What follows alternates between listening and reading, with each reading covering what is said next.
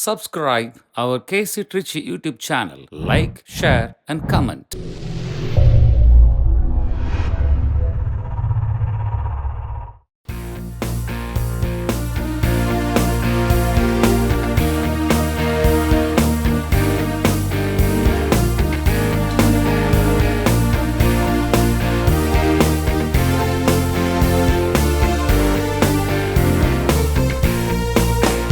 நாம் வாழும் இந்த பூமி நலமாகிட வேண்டாமா? நலிவுற்றவர் வாழ்வினில் நீதி நின்று நிலைத்திட வேண்டாமா? நாம் வாழும் இந்த பூமி நலமாகிட வேண்டாமா? நலிவுற்றவர் வாழ்வினில் நீதி நின்று நிலைத்திட வேண்டாமா? இயேசுவை காட்டிய வழியுண்டு, இயங்கிட நமக்கொரு நெறியுண்டு. இயேசுவை காட்டிய வழியுண்டு, இயங்கிட நமக்கொரு நெறியுண்டு. விதி நோக்குடன் வாருங்கள், கதிர் விளைந்திடும் காணுங்கள்.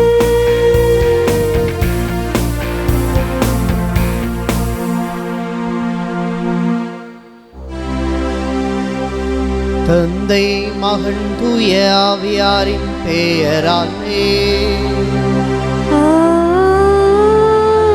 ஆமென். நம் ஆண்டவராகிய இயேசு கிறிஸ்துவின் அருளும் கடவுளின் அன்பும் தூய ஆவியாரின் தோழமையும் உங்கள் அனைவரோடும் இருப்பதாக. உம் ஆன்மாவோடும் இருப்பதாக. இயேசுவில் பிரியமான சகோதர சகோதரிகளே, ஆண்டின் பொது காலத்தினுடைய 11வது வாரத்தில் திங்கட்கிழமையிலே ஆண்டவருடைய ஆசீரை பெற இந்த இணையதள திருப்பள்ளி வழியாக இணைந்துள்ள உங்கள் ஒவ்வொருவரையும் பெருமகிழ்ச்சியோடு வரவேற்கின்றோம். இன்றைய நாளினுடைய இறைவாக்குகள் மிக அழகான வாழ்வியல் சிந்தனையை நமக்கு வழங்குகின்றது. தீமை செய்வதால் என்ன நடக்கும்? தீமை செய்வ நமக்கு மனம் இருக்கிறது என்று சொன்னால் அது எப்படி மாற்றப்பட வேண்டும் என்ற ஆழமான இறை சிந்தனையை வழங்குகின்றார் ஆண்டவர் இயேசு. நாம் ஒவ்வொருவருமே இந்த உலகிலே படைக்கப்பட்டதனுடைய நோக்கம் மற்றவருக்கு தீங்கு இழைக்க அல்ல, மற்றவருக்கு நன்மை செய்ய, நலமான காரியங்களை முன்னெடுக்க. நான் நன்றாக இருக்க வேண்டும் என்று நினைக்கிற அதே வேளையில் என்னோடு இருப்பவரும் நன்றாக இருக்க வேண்டும் என்று சிந்திக்கின்ற மனப்பக்குவத்துடன் நாம் வாழ இந்த நாள் திருப்பலி நமக்கு அழைப்பு விடுக்கிறது. எனவே சிந்திப்போம், இறைவனுடைய அருளையும் ஆசிரையும் வேண்டுவோம். சகோதர சகோதரிகளே, தூய மறை நிகழ்வுகளை கொண்டாட நாம் தகுதி பெறும் பொருட்டு நாம் குற்றங்களை ஏற்றுக்கொள்வோம். எல்லாம் வல்ல இறைவனிடமும் சகோதர சகோதரிகளை உங்களிடமும் நான் பாவியினை ஏற்றுக்கொள்கிறேன். ஏனெனில் என் சிந்தனையாலும் சொல்லாலும் செயலாலும் கடமையில் தவறியதாலும் பாவங்கள் பல செய்தேன். என் பாவமே, என் பாவமே, என் பெரும் பாவமே. ஆகையால் எப்போதும் கன்னியான புனித மரியாவையும் வானதூதர் புனிதர் அனைவரையும் சகோதர சகோதரிகளை உங்களையும் நம் இறைவனாகிய ஆண்டவரிடம் எனக்காக வேண்டிக் கொள்ள மன்றாடுகிறேன். எல்லாம் வல்ல இறைவன் நம்மை இரக்கம் வைத்து நம் பாவங்களை மன்னித்து நம்மை நிலை வாழ்வுக்கு அழைத்து செல்வாராக. ஆமேன்.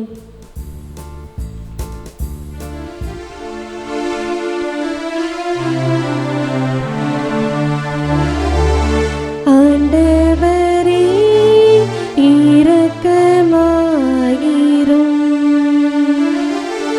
ஆண்டவரே இரக்கமாயிரும்.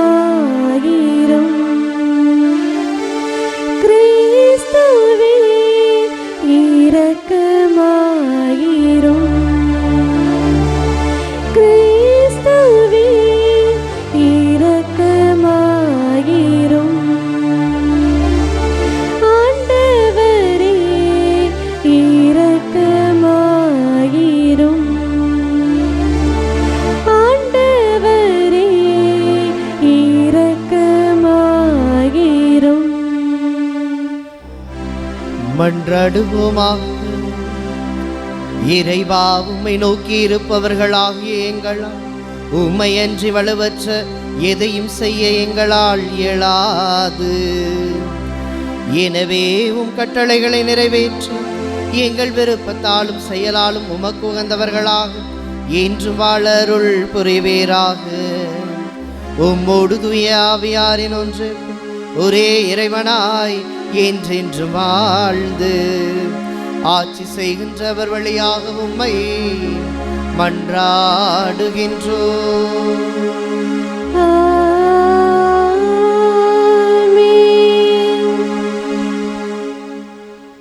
முதல் வாசகம். 1 அரசர்கள் நூலிலிருந்து வாசகம். அதிகாரம் 21, இறை வார்த்தைகள் 1 முதல் 16 முடிய. அந்நாட்களில் இஸ்ரேலனாகிய நாபோத்துக்கு இஸ்ரேலில் சமாரிய அரசன் ஆகாபின் அரண்மனை அருகில் ஒரு திராட்சை தோட்டம் இருந்தது. ஆகாபு நாபோத்திடம், உன் திராட்சை தோட்டம் என் அரண்மனை அருகில் இருப்பதால் நான் அதை காய்கறி தோட்டம் ஆக்கும்படி என்னிடம் கொடுத்துவிடு. அதற்கு பதிலாய் அதைவிட நல்ல திராட்சை தோட்டத்தை உனக்கு தருவேன். உனக்கு விருப்பமானால் அதன் விலையை வெள்ளியாக தருகிறேன் என்றான். அதற்கு நாபோத்து ஆகாபிடம், என் மூதாதையரின் உரிமை சொத்தை நான் உமக்கு கொடாதவாறு ஆண்டவர் என்னை காப்பாராக என்றான். என் மூதாதையரின் உரிமை சொத்தை உமக்கு கொடுக்க மாட்டேன் என்று இஸ்ரேலனாகிய நாபோத்து தன்னிடம் சொன்ன வார்த்தைகளை முன்னிட்டு ஆகாபு ஆத்திரத்துடனும் கோபத்துடனும் தன் அரண்மனைக்கு வந்தான். முகத்தை திருப்பிக் கொண்டு தன் கட்டிலில் படுத்து கிடந்தான். உணவருந்த மறுத்துவிட்டான். அப்போது அவனுடைய மனைவி இசபேல் அவனிடம் வந்து, நீர் ஏன் மனம் சோர்ந்திருக்கிறீர், ஏன் உணவருந்தவில்லை என்று அவனை கேட்டாள். அதற்கு அவன் அவளிடம், நான் இஸ்ரேலனாகிய நாபோத்திடம் பேசினேன். அதற்கு அவன் அவளிடம், நான் இஸ்ரேலனாகிய நாபோத்திடம் பேசினேன்.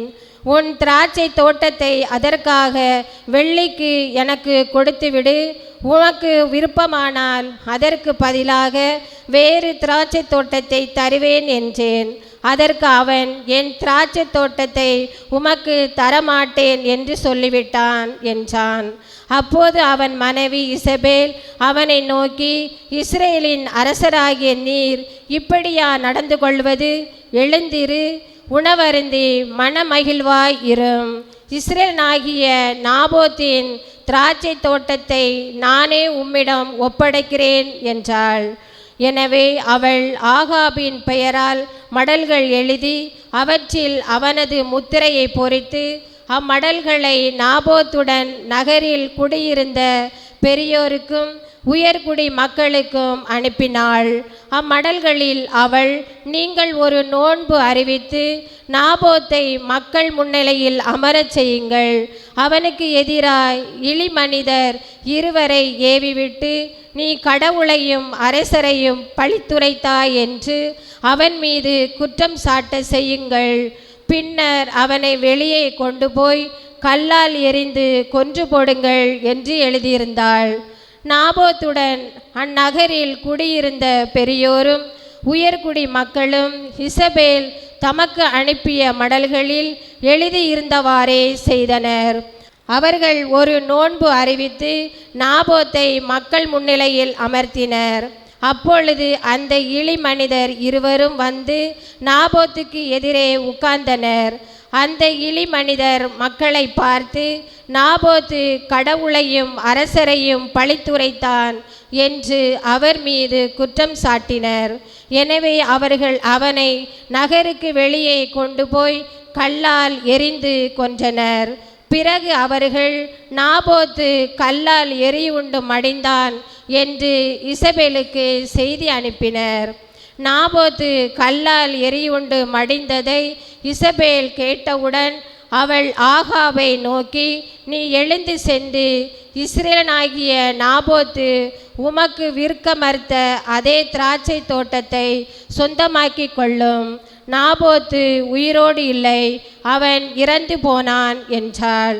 நாபோத்து இறந்து போனதை ஆகாபு கேட்டு இஸ்ரேலாகிய நாபோத்தின் திராட்சை தோட்டத்தை உடைமையாக்கி கொள்ள புறப்பட்டு போனான். ஆண்டவரின் அருள்வாக்கு. இறைவனுக்கு நன்றி. திருப்பாடல் 5. நாம் அனைவரும் பாட வேண்டிய பதிலுரை பாடலின் பல்லவி. ஆண்டவரே என் பெரும் மூச்சை கவனித்தருளும். ஆண்டவரே என் பெரும் மூச்சை கவனித்தருளும்.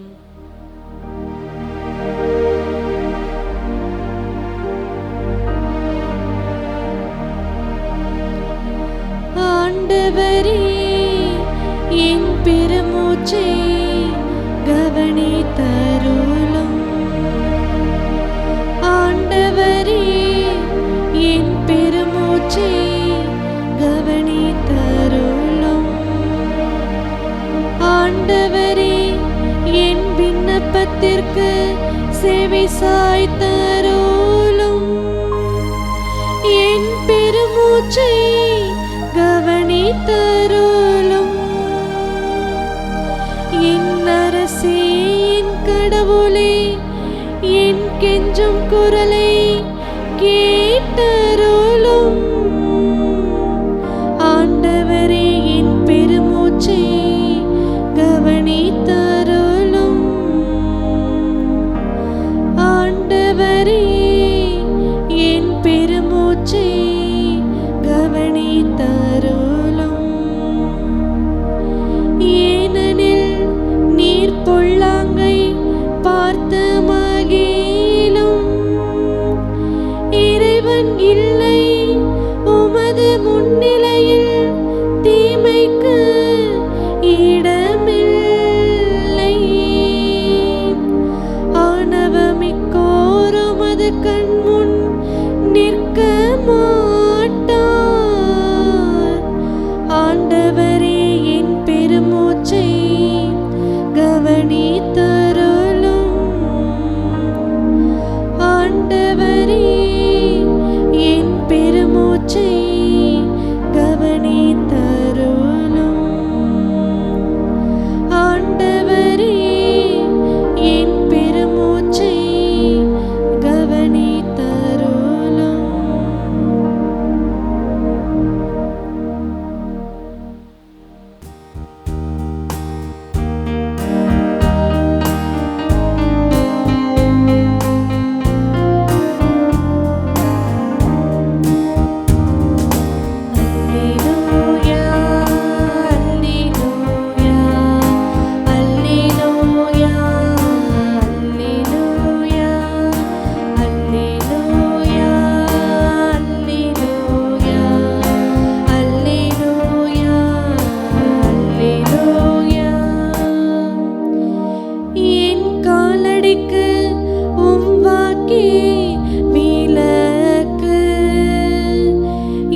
பாதைக்கு ஒளியும் அதுவே.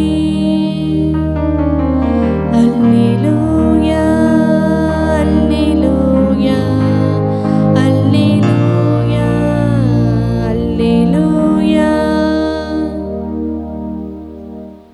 ஆண்டவர் உங்களோடு இருப்பாராக. உம் ஆன்மாவோடும் இருப்பாராக. மத்தேயு எழுதிய தூய நற்செய்தியிலிருந்து வாசகம். ஆண்டவரே மாட்சி உமக்கே. பிரிவு 5 இறை வார்த்தைகள் 38 தொடங்கி 42 வரை. கண்ணுக்கு கண் பல்லுக்கு பல் என்று கூறப்பட்டிருப்பதை கேள்விப்பட்டிருக்கிறீர்கள். ஆனால் நான் உங்களுக்கு சொல்கிறேன், தீமை செய்பவரை எதிர்க்க வேண்டாம். மாறாக உங்களை வலக்கண்ணத்தில் அறைபவருக்கு மறு கண்ணத்தையும் திருப்பி காட்டுங்கள். ஒருவர் உங்களுக்கு எதிராக வழக்கு தொடுத்து உங்கள் அங்கியை எடுத்துக்கொள்ள விரும்பினால் உங்கள் மேலுடையையும் அவர் எடுத்துக்கொள்ள விட்டுவிடுங்கள். எவராவது உங்களை ஒரு கல் தொலை வர கட்டாயப்படுத்தினால் அவரோடு 2 கல் தொலை செல்லுங்கள். உங்களிடம் கேட்கிறவருக்கு கொடுங்கள். கடன் வாங்க விரும்புகிறவர்களுக்கு மனம் கோணாதீர்கள். கடன் வாங்க விரும்புகிறவருக்கு முகம் கோணாதீர்கள். ஆண்டவரின் அருள்வாக்கு. கிறிஸ்துவே உம்மை தீங்கு இழைப்பதால் என்ன கிடைக்கும்?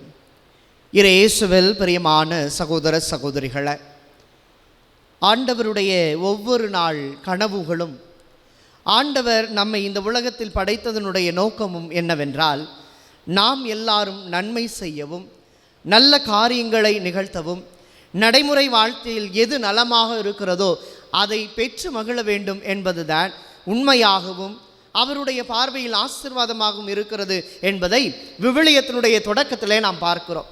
தொடக்க நூலிலே நீங்களும் நானும் சிந்தித்தோம் என்றால், கடவுள் இந்த உலகத்தை படைக்கின்ற பொழுது ஒவ்வொன்றாக அடுத்தடுத்தாக படைக்கின்றார்.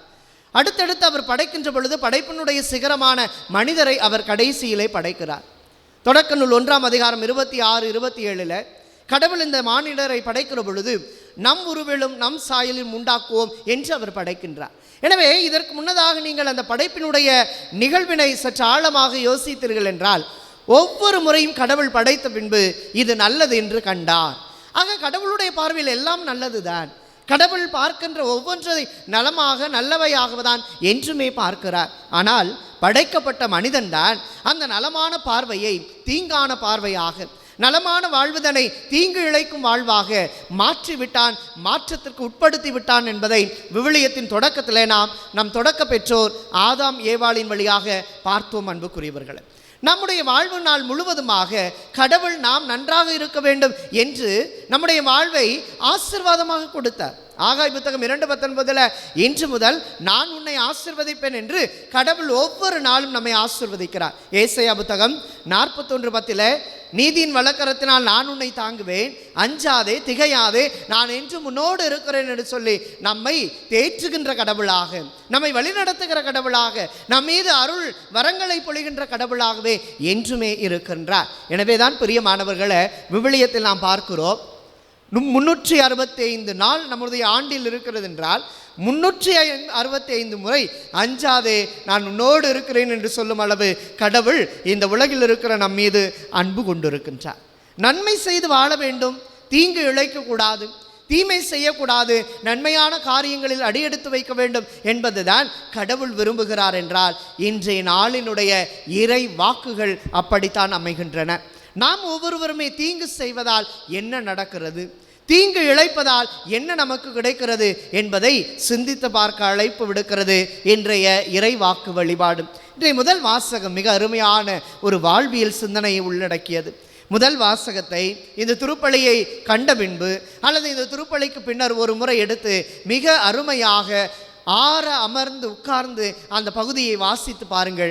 எந்த அளவு நம்முடைய வாழ்க்கை சூழலில் நாம் சந்திக்கின்ற அல்லது செய்கின்ற அல்லது நாம் நம்முடைய செயல்பாடுகளில் வைத்திருக்கின்ற ஒரு நிகழ்வை தான் இன்றைய முதல் வாசகத்தில் மிக தெளிவாக கடவுள் நமக்கு சொல்லுகிறார். 10 கட்டளைகள் இருக்கின்றன. 10 கட்டளைகளிலே ஒரு கட்டளையாக நாம் சிந்திப்பது என்ன? பிறருடைய உடைமைக்கு ஆசைப்படக்கூடாது என்பது, பிறருடைய உடைமையை எடுத்துக்கொள்ளக்கூடாது, பிறருடைய சொத்துக்கு நாம் என்றுமே ஆசைப்படக்கூடாது என்கிற ஒரு கட்டளையை நாம் பெற்றிருக்கின்றோம். அதன் முழுமையான வடிவத்தை இன்றைய நாளினுடைய இந்த நிகழ்வு நமக்கு சொல்லுகிறது. யார் இங்கே வருகிறார்? நாபோத் வருகிறார், ஆகாபு மற்றும் ஈசபேல், இந்த 3 பேரை உள்ளடக்கிய ஒரு நிகழ்வு. நாபோத்து அருமையான ஒரு திராட்சை தோட்டம் வைத்திருக்கிறார். ஆகாபு அந்த தோட்டத்தை அபகரிக்க விரும்புகிறார். நான் காய்கறி தோட்டம் போடுகிறேன், கொடுத்து விடு என்று சொல்லி அவன் வேண்டுகிறான். ஆனால் நாபோத்து என்னுடைய தலைமுறையினுடைய அடையாளம் இது, என்னுடைய மூதாதையர் எனக்கு கொடுத்த மாபெரும் ஆசீர்வாதம் இது, எனவே இந்த திராட்சை தோட்டத்தை நான் வழங்க மாட்டேன் என்று சொல்லுகிற பொழுது ஆகாபு வருத்தத்தோடு வீடு செல்லுகிறான். உணவருந்தவில்லை. அந்த படுக்கையில் அவன் திரும்பி படுத்துக் கொள்ளுகிறான். எனவே அவருடைய மனைவியான ஈசபேல் வந்து கேட்கிறார், என்ன ஆயிற்று, என்ன இவ்வளவு சோர்வாக இருக்கிறாய், என்ன உன்னுடைய வாழ்க்கையில் போகாத நடக்காத ஒன்று இருக்கிறதோ என்று கேட்கிற பொழுது அவன் சொல்லுகிறான் இப்படியாக நாபோத்தின் தோட்டத்தை பற்றி. ஈசபேல் ஒரு பெண்மணி தன்னுடைய கணவனுக்கு நல்லது செய்ய வேண்டும் என்ற நோக்கத்தில் செய்கிறார். ஆனால் அது யாருக்கு தீமையாக நிகழ்கிறது? நாபோத்துக்கு தீமையாக நிகழ்கிறது. பிரியமானவர்களே, நாம் செய்கிற ஒரு காரியம் நமக்கு நல்லதாகவும் மற்றதற்கு தீமையாகவும் அமைகிறது என்றால் அது கடவுளுடைய பார்வையில் அருவருக்கத்தக்கது.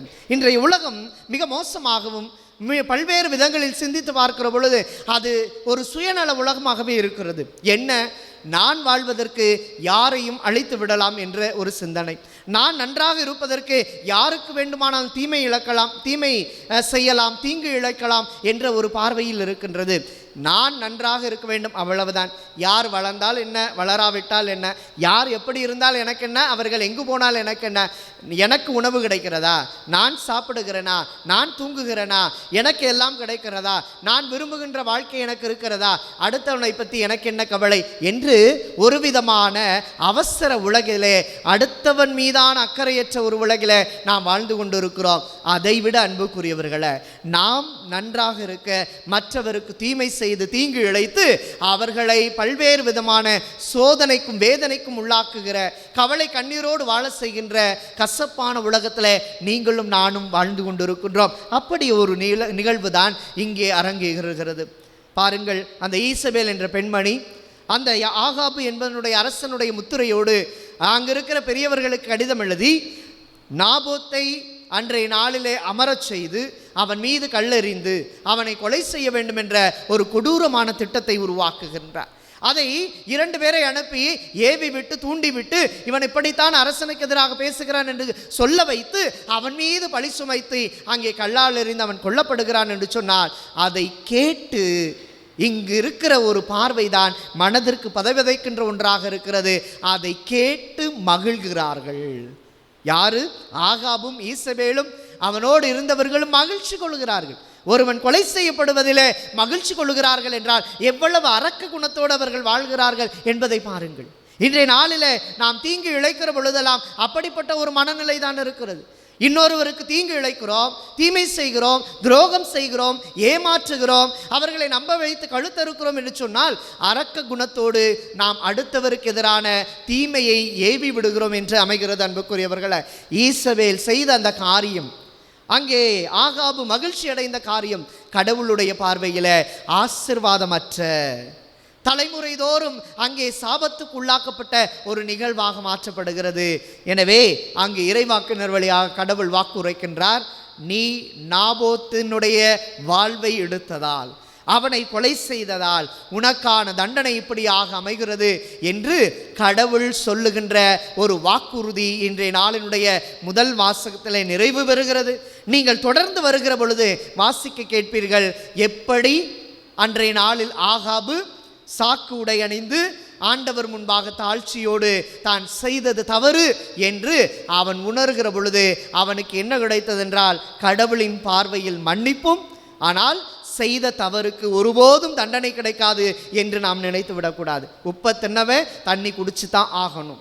ஆனால் அன்புக்குரியவர்களை, நாம் இன்றைய நாளில் சிந்திக்கிற பொழுது அங்கு ஆகாபுக்கு கிடைக்க வேண்டிய தண்டனை அவனுடைய தலைமுறைக்கு அவர்கள் தலை மீது விழுவதாக கடவுள் வாக்குறுதி கொடுக்கிறார். நான் அடிக்கடி என்னுடைய மறைவுரையில் சொல்வது வழக்கம், நாம் ஒரு தவறு செய்கிறோம் என்றால், நாம் ஒருவருக்கு எதிராக தீங்கு இழைக்கிறோம் என்றால் அது எப்பொழுதுமே நல்ல காரியமாக அமைந்துவிடும் என்று நினைத்து விடாதீர்கள்.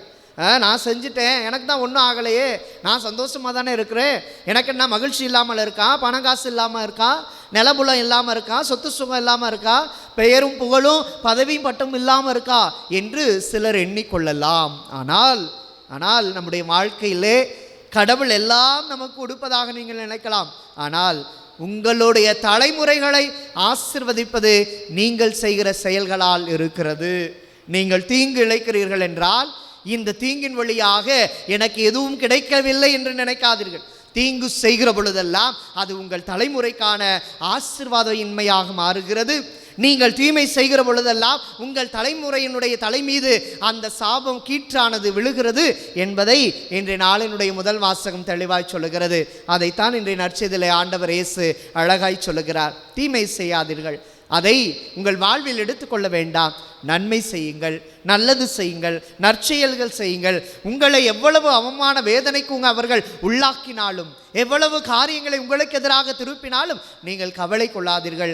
ஏனென்றால் பேதுரு முதல் திருமுகத்தில் 5ஆம் அதிகாரத்தில் 7ஆம் இறைவார்த்தை சொல்லுகிறது, உங்கள் கவலைகளை எல்லாம் என்னிடத்தில் விட்டு விடுங்கள், நான் உங்கள் மீது கவலை கொண்டு இருக்கிறேன் என்று ஆண்டவர் இயேசு கிறிஸ்து சொல்லுகிறார். எனவே எல்லாவற்றையும் கடவுளிடத்தில் ஒப்பு கொடுத்தால் அவர் எல்லாவற்றையும் நலமாக மாற்றி விடுவார். அன்புக்குரியவர்களை, எனவே சிந்திப்போம். என்ற நாளில் தீங்கு இழைப்பதால் என்ன கிடைக்கும் தெரியுமா?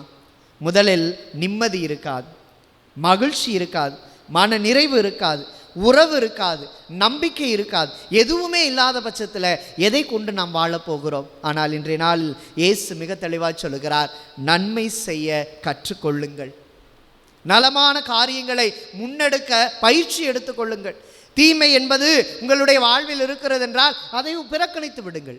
தீங்கு செய்கிற மனம் உங்களில் இருக்கிறது என்றால் அதை எடுத்து வெளியே எறிந்து விடுங்கள். அதை எப்படி எடுத்து வெளியே எறிய முடியும்? அதை எப்படி நீக்க முடியும் என்று சொன்னால் பின்வரும் 3 காரியங்கள் நம்முடைய வாழ்வில் மிக அவசியம். முதலாவதாக, தூய ஆவியால் வழிநடத்தப்படுகிற பொழுது நாம் தீங்கு இழைக்காமல் நன்மை செய்கின்றோம். எப்படி புரிந்து கொள்வது? கலாத்தியர்கள் எழுதிய திருமுகம் 5ஆம் அதிகாரம் 25வது இறைவார்த்தை சொல்லுகிறது, தூய ஆவியின் துணையால் நாம் வாழ்கிறோம், எனவே அந்த ஆவி காட்டும் நெறியிலே நடக்க முயல்வோமாக. ஆக தூய ஆவியினுடைய வல்லமை பெற்று இருக்கிறோம்.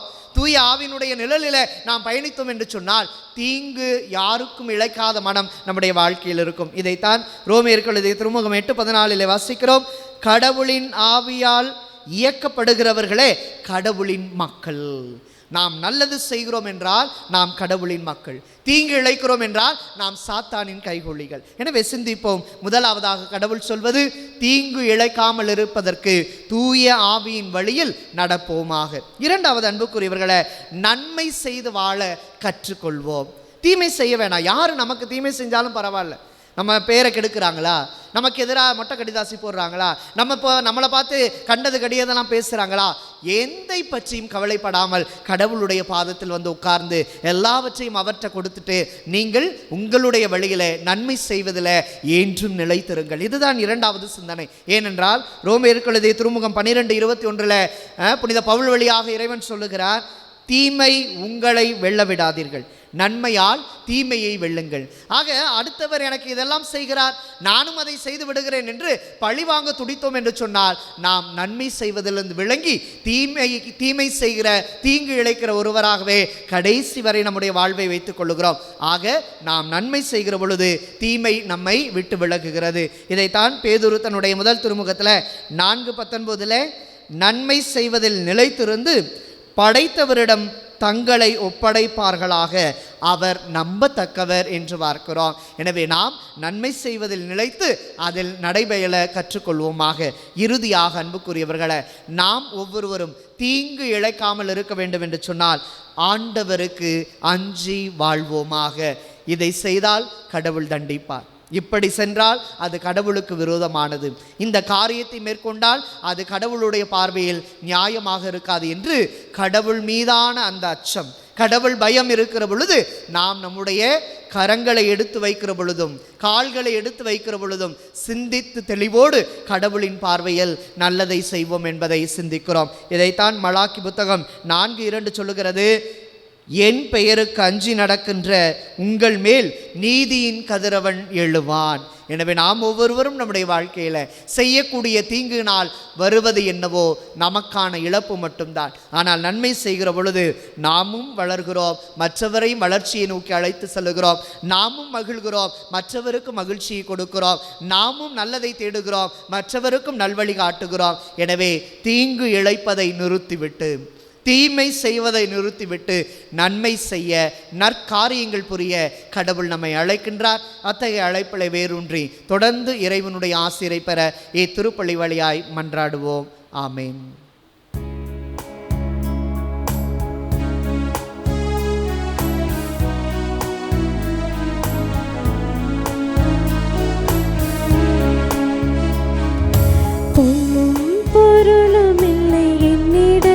ஒன்றுமில்லை, உன்னிடத்தில் என்னை கொடுத்தேன்.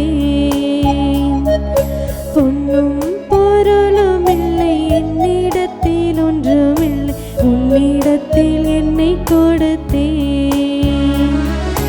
சொந்தம் பந்தமும் எல்லாம் நீயே என சொல்லி வந்து எந்தையும் என் தாயும் நீ என்றோ, நீயே என்னையாலும் மன்னவன் என்றோ. பொன்னும் பொருளும் இல்லை, என்னிடத்தில் ஒன்றுமில்லை, உன்னிடத்தில் என்னை கொடுத்தேன். சகோதர சகோதரிகளே, என்னுடையதும் உங்களுடையதுமான பலி இல்லாமல தந்தையாக இறைவனுக்கு ஏற்றதாகும்படி மன்றாடுங்கள். ஆண்டவர் தமது பேரின் புகழ்ச்சிக்காகவும் ஆட்சிக்காகவும் தமது நன்மைக்காகவும் புனித திரு அவை அனைத்து நலனுக்காகவும் முது கையிலிருந்து இப்பலியை ஏற்றுக்கொள்வாராக.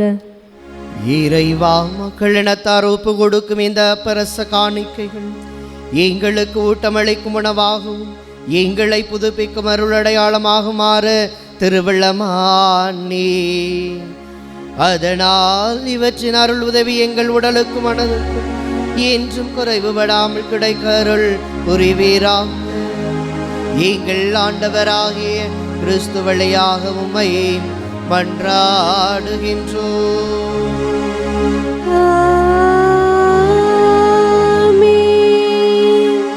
ஆண்டவர் உங்களோடு இருப்பாராக. உம்மான்மாவோடும் இருப்பாராக. இதயங்களை மேலே எழுப்புங்கள். ஆண்டவரிடம் எழுப்பியுள்ளோம். நம் இறைவனாகிய ஆண்டவருக்கு நன்றி கூறுவோம். அது தகுதியும் நீதியும் ஆனதே. ஆண்டவரை தூயவரான தந்தையே, என்றும் உள்ள எல்லாம் வல்ல இறைவா, எங்கள் ஆண்டவராகிய கிறிஸ்து வழியாக இந்நாளும் எவ்விடத்திலும் நாங்கள் உமக்கு நன்றி செலுத்துவதும் மெய்யாகவே தகுதியும் நீதியும் ஆகும். எங்கள் கடமையும் மீட்புக்குரிய செயலுமாகும். கிறிஸ்துவின் இறப்பினை நாங்கள் அன்போடு கொண்டாடுகின்றோம். உயிர்ப்பினை உயிராற்றல் உள்ள நம்பிக்கையோடு அறிக்கையிடுகின்றோம். மாட்சியுடன் அவர் மீண்டும் வருவார் என எதிர்நோக்கி காத்திருக்கும் நாங்கள் உறுதியான நம்பிக்கையோடு என்றும் திகழ திருவிழமானா. ஆகவே வான தூதரணிகளோடு நாங்களும் ஒன்றிணைந்து உமது மாட்சியை புகழ்ந்தேத்தி அக்களித்து ஆர்ப்பரித்து ஒரே குடும்பமாய் இணைந்து பாடுவதாவது.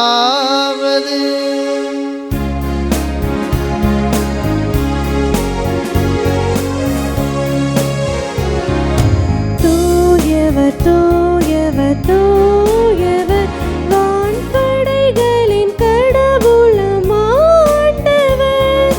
விண்ணகமும் மண்ணகமும் உமது மாட்சியால் நிறைந்துள்ளன.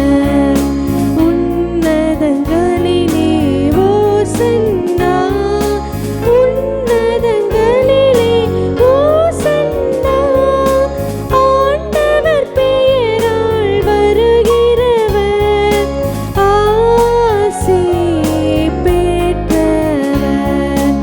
உன்னதங்களிலே ஓசன்னா, உன்னதங்களிலே ஓசன்னா.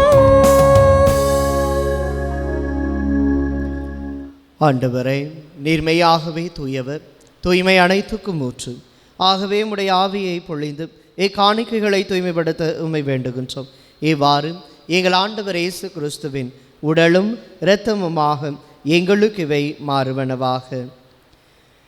அவர் பாடுபட உள்ளம் கணைந்து தம்மை கையளித்த போது அப்பத்தை எடுத்து நன்றி செலுத்தி தாம் சீடருக்கு அழைத்து கூறியதாவது: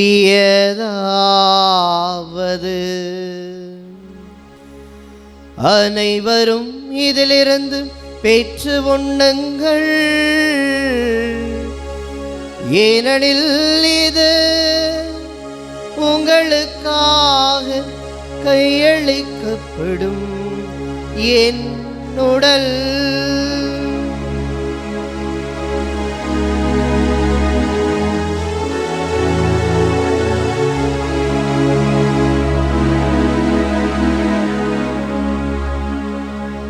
அவ்வண்ணமே இரவு விருந்தை அருந்திய பின் கிண்ணத்தை எடுத்து நன்றி செலுத்தி தம் சீடருக்கு அளித்து அவர் கூறியதாவது,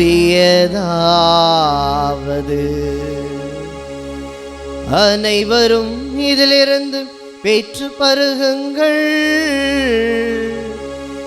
ஏனெனில் இது புதிய நிலையான உடன்படிக்கைக்குரிய என் இரத்தத்தின் கிண்ணம். இது பாவ மன்னிப்புக்கென்று உங்களுக்காகவும் பலருக்காகவும் சிந்தப்படும். இதை என் நினைவாக செய்யுங்கள். இதை என் நினைவாக செய்யுங்கள்.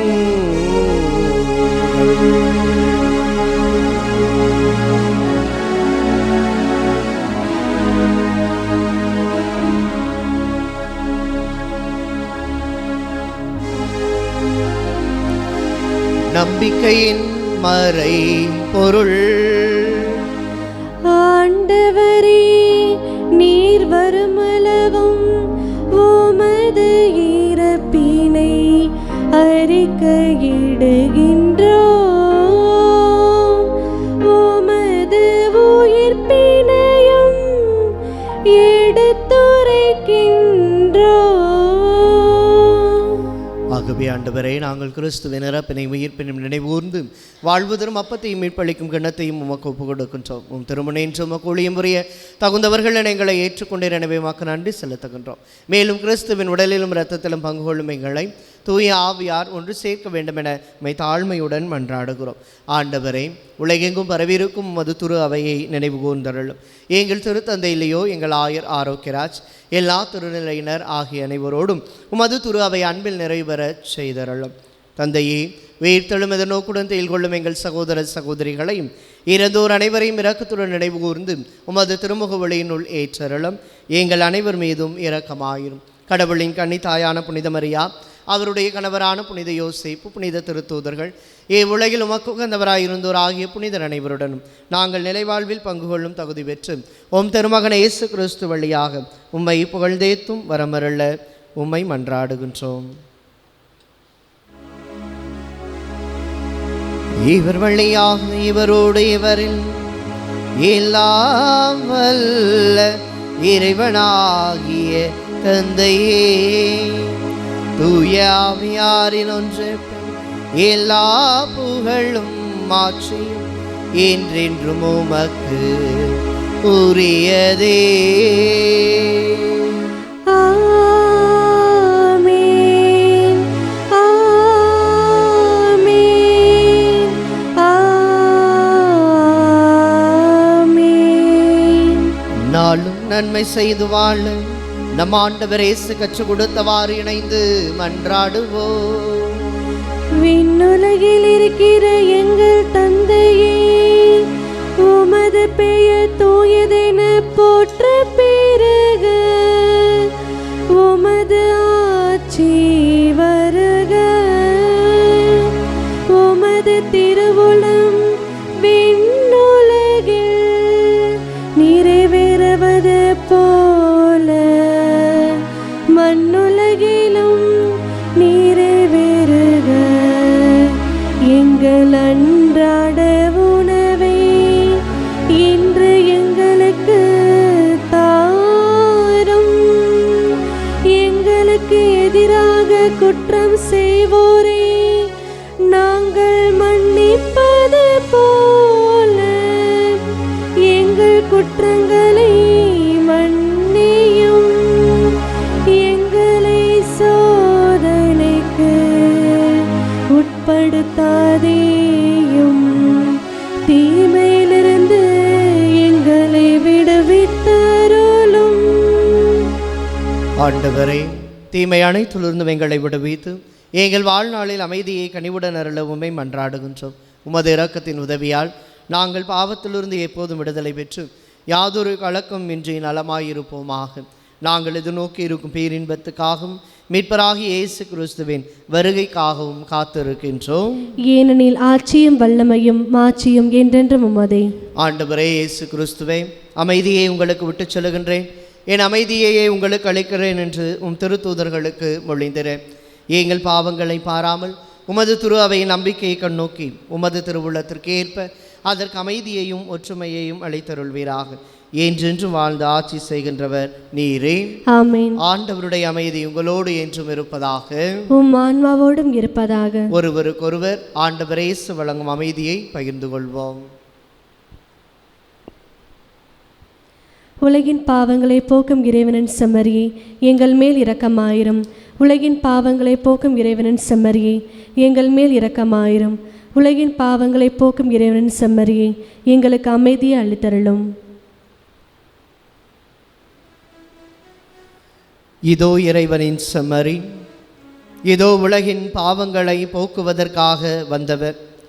தீங்கு நினைப்பதால் தீமை இழைப்பதால் எந்த பயனும் இல்லை என்று உரைத்து நன்மை செய்ய கற்றுக்கொள்ளுங்கள் என அழைக்கின்ற இயேசு ஆண்டவர். இவருடைய இந்த விருந்துக்கு அழைக்க பெற்றோர் பேறு பெற்றோர். ஆண்டவரே, நீர் என் இல்லத்தில் எழுந்தருள நான் தகுதியற்றவள். ஆனால் ஒரு வார்த்தை மட்டும் சொல்லியருளும், எனது ஆன்மா நலமடையும். ஆசை திருவிருந்துக்கான மன்றாட்டு. ஆண்டவரே, நீர் என் இல்லத்தில் எழுந்தருள நான் தகுதியற்றவன். ஆனால் ஒரு வார்த்தை மட்டும் சொல்லியருளும் என்று நூற்றுவர் தலைவன் ஜெபித்தது போல நாங்களும் இப்போது உம் திருப்பாதம் பணிந்து வேண்டுகிறோம். இனிய இயேசுவே, நாங்கள் தகுதியற்றவர்களாய் இருந்தாலும் எங்கள் தகுதியின்மையை பாராமல் நீர் எங்கள் உள்ளங்களில் எழுந்து வாரும். உம் அன்பிலும் அருளிலும் நாங்கள் நிலைத்திருக்க எம்முள் எழுந்து வாரும். உம் பிள்ளைகளாக உயிருள்ள உண்மை சாட்சிகளாக உமது நற்செய்தின்படி வாழ்பவர்களாக எங்களை உருமாற்ற வாரும். தந்தையின் திருவுளப்படி வாழ்ந்திட எங்களுக்கு துணை புரிந்திட வாரும். நன்மை செய்வதில் ஆர்வமுள்ளவர்களாய் தீமைகள் அனைத்திலிருந்தும் விடுதலை பெற்றவர்களாய் வாழவும் எங்களை வழிநடத்த வாரும். எல்லா நலன்களும் வளங்களும் எங்களை நிரப்ப வாரும். ஆமேன். நன்றி கூறி மன்றாடுவோமா. ஆண்டவரே, நாங்கள் உட்கொண்ட உமதை திருவுணவு நம்பிக்கையாளர் உம்மில் ஒன்றித்திருப்பதை குறித்து காட்டுகின்றது.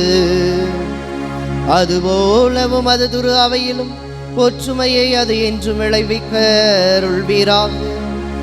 எங்கள் ஆண்டவராகிய கிறிஸ்து வழியாக உம்மை மன்றாடுகின்றோம்.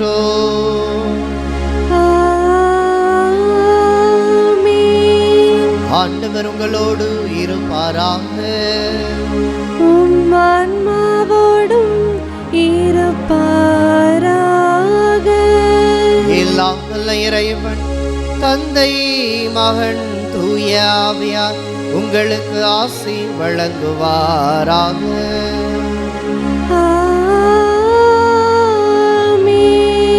தீமையை அகற்றி நன்மை செய்வதில் ஆர்வம் கொள்ள சென்று வாருங்கள். திருப்பலி நிறைவேறிற்று. இறைவனுக்கு நன்றி.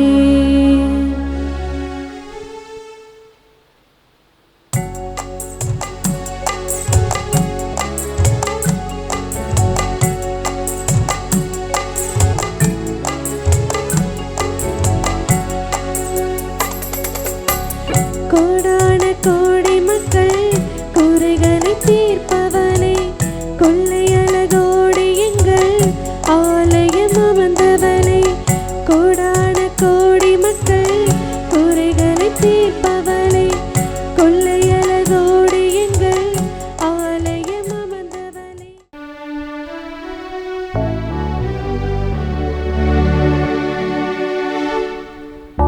நிலையான புகழுக்குரிய தூய்மை மிகு நற்கருணைக்கு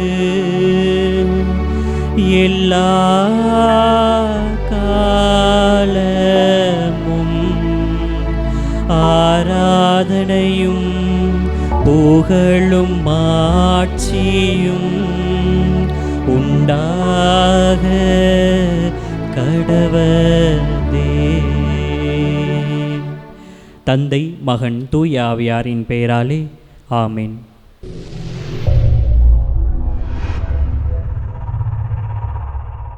Subscribe our KC Trichy YouTube channel. Like, share and comment.